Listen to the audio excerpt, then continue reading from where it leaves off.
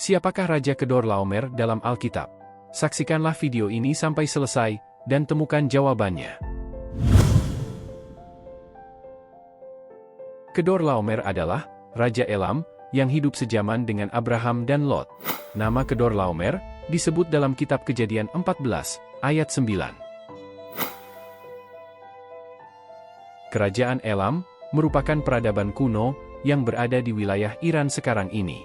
Dalam catatan Alkitab, Kedorlaomer adalah raja yang sangat beringas dan tangguh.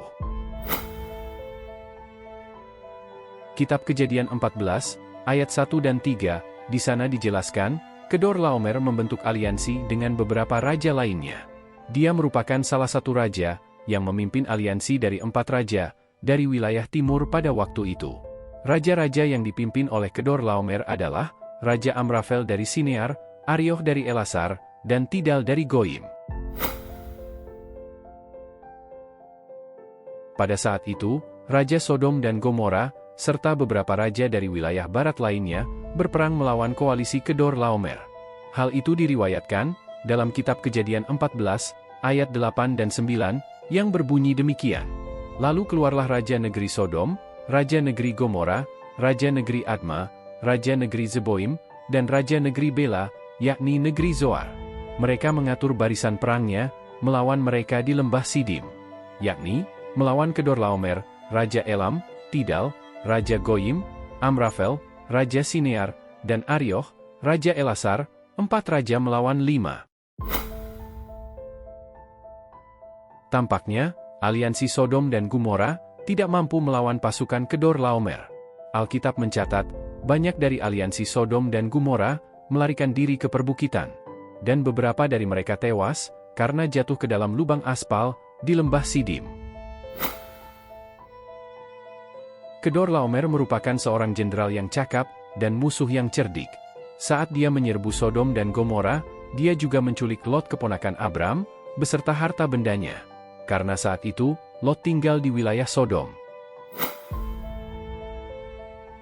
Namun, salah satu dari rombongan Lot yang ikut diculik, berhasil melarikan diri, dan menceritakan keadaan Lot kepada Abram. Saat Abram mengetahui bahwa saudaranya telah ditawan, dia mengerahkan orang-orangnya yang terlatih, yang lahir di rumahnya, sebanyak 318 orang, dan mengejar mereka, sampai ke wilayah Dan. Pada waktu malam, berbagilah mereka, ia dan hamba-hambanya itu, untuk melawan musuh. Mereka mengalahkan dan mengejar musuh, sampai ke Hoba di sebelah utara Damsyik. Dibawanyalah kembali segala harta benda itu, juga Lot, anak saudaranya itu, serta harta bendanya dibawanya kembali, demikian juga perempuan-perempuan dan orang-orangnya.